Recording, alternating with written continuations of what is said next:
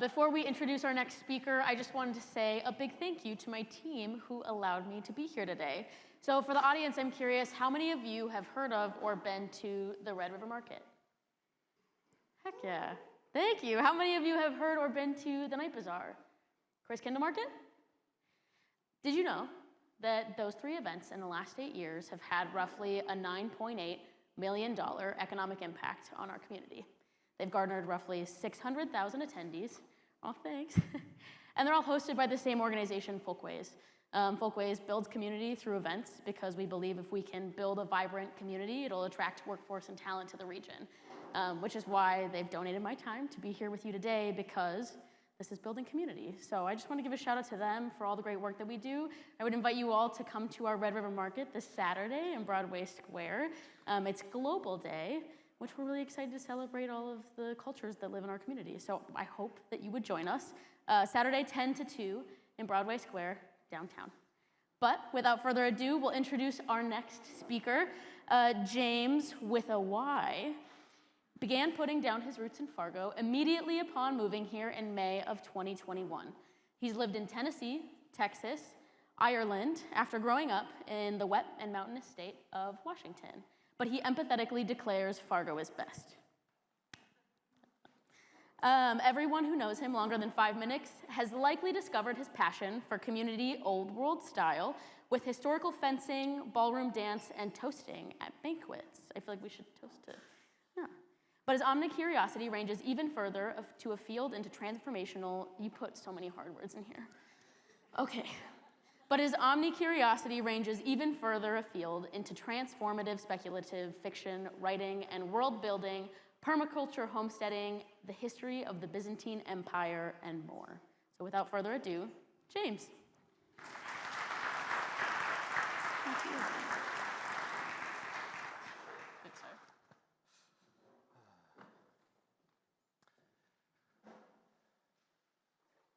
To preface, I want to confess that there's a particular challenge with talking about failure in connection with community. Breaking relationships is one of the most intimate of wounds you can endure. You can learn volumes from it, but a lot of times those stories are not just one person's to share. So I will be sharing my part of some of the stories and what's relevant to my business and so on. In December of last year, I lost access to one of my most important, in fact, the most important community I have here locally in Fargo. And for someone who builds his entire identity, success, and all of the productivity, I'm a productivity coach, so I max out my systems as much as possible. They're all built around community. So I lose the cornerstone of the foundation of my success. It's kind of like a marathon runner getting a broken leg right before a race. I've been hobbling for the last 9 months or so. One of the consequences of that was one of my nonprofits that I've been working on starting for the last year and a half. The one with all the ballroom dancing and sword fighting and so on. We do banquets, we do balls, we do all kinds of amazing things. But the major support for that nonprofit, the Academy of Sage Heroes, was from this community that I no longer had access to. I wanted to commit to the things that we committed ourselves to. I wanted to pursue and go forward and reach our goals and accomplish the things that we'd set out to do. We had balls planned, we had events planned, we had all kinds of stuff we were going to do this year. And I thought, if I just keep pushing a little bit further by myself, they'll come back. Well, they didn't. At least not yet. So that's why the balls didn't happen this year. That's why a lot of things we planned didn't happen. They got delayed. And I was stubborn about it, and that was my mistake. See, I knew that these things were bigger than any one person could do by himself. But I kept going. One of the consequences of that was that with all the energy being redirected towards trying to keep the academy going, that energy got redirected away from my business, which productivity coaching, helping people convert stress into growth instead of burnout. There's a lot of times during the last year that I've been really thankful. I'm a stress redemption coach. I help prevent burnout professionally. That's a really good thing I can do that. But that energy got taken away from my energy towards my business. So the pipelines of sales and the energy that would have been gone into growing my business got redirected. So about a month ago, my business went broke. Well, I have $35, and several thousand in credit card debt, and there was a big, huge investment around $10,000 I invested in trying to grow the company that financing fell through on, so I suddenly had to pay that out of pockets I didn't have, and I was stuck.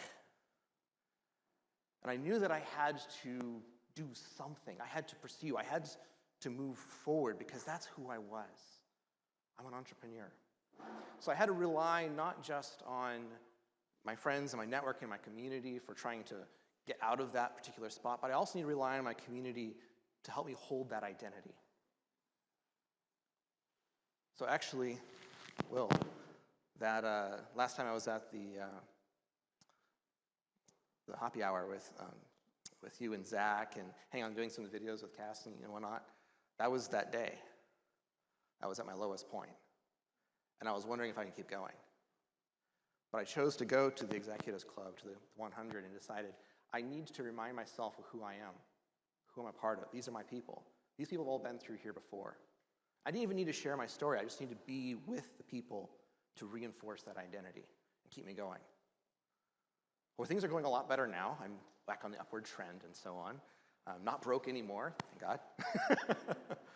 But the reason for that, whether knowingly or unknowingly, the people that helped me get out were the community that I had built here. Everyone who helped me, the people like Will, Paul, my friends here, the ones who helped me, I had not known 2.5 years ago. See, if I had run into the wall and then it's like, okay, I need some friends. I'm going to go meet somebody. That wouldn't have worked. I needed to have planted those seeds years earlier to be able to harvest them in the nick of time. I needed to network. Now, how many of you get to feel a little bit icky when I say networking? Maybe I like, I see a few reluctant hands here. It's really common. There's actually been some studies done on this, that there's a natural revulsion to thinking of networking, particularly in a business context. Like, ugh. But I'm going to talk about why that's not the case.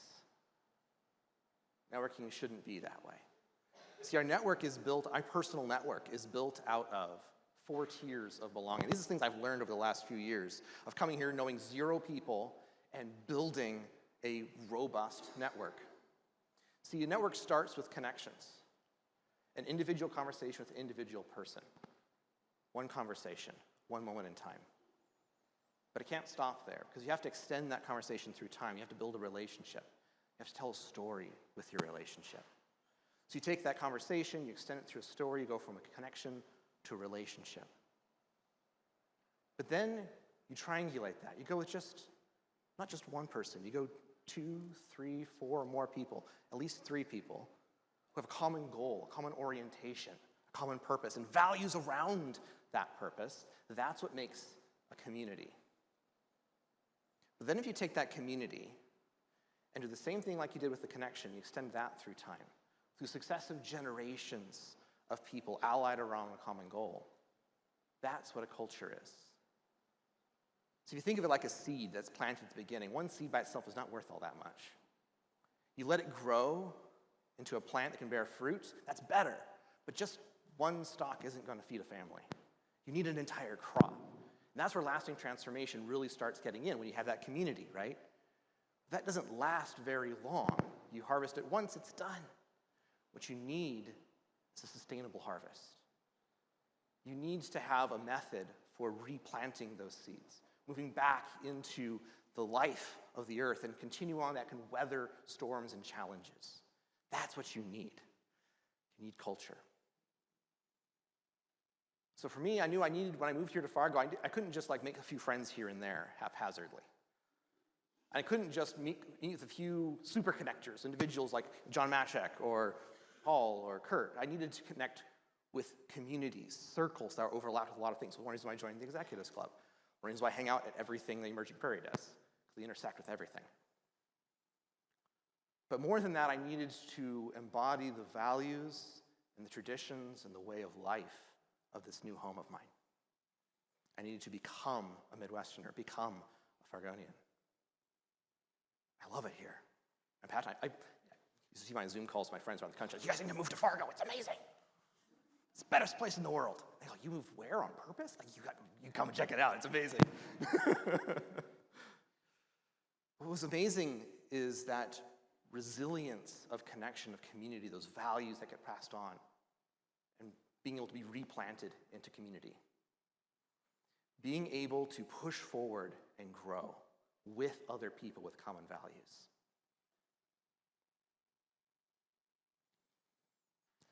So even though I lost that one community, I kept with their culture.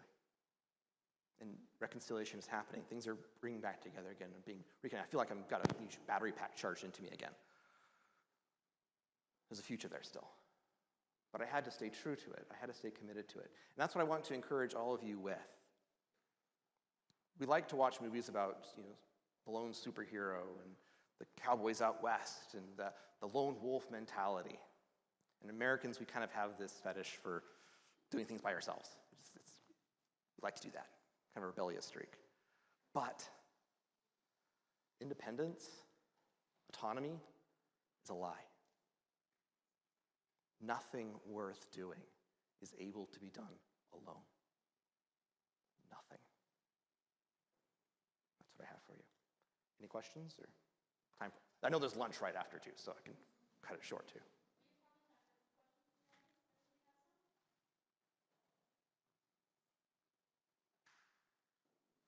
John?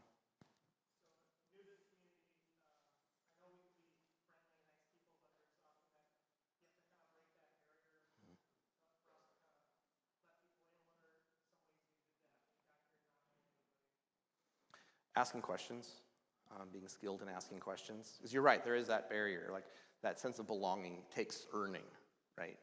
The thing I find is that people connect to interesting people, but the most interesting person is an interested person.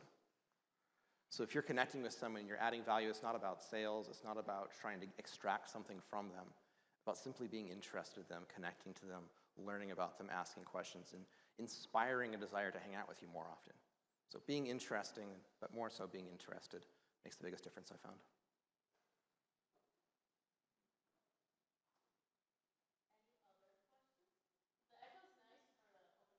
It is, actually.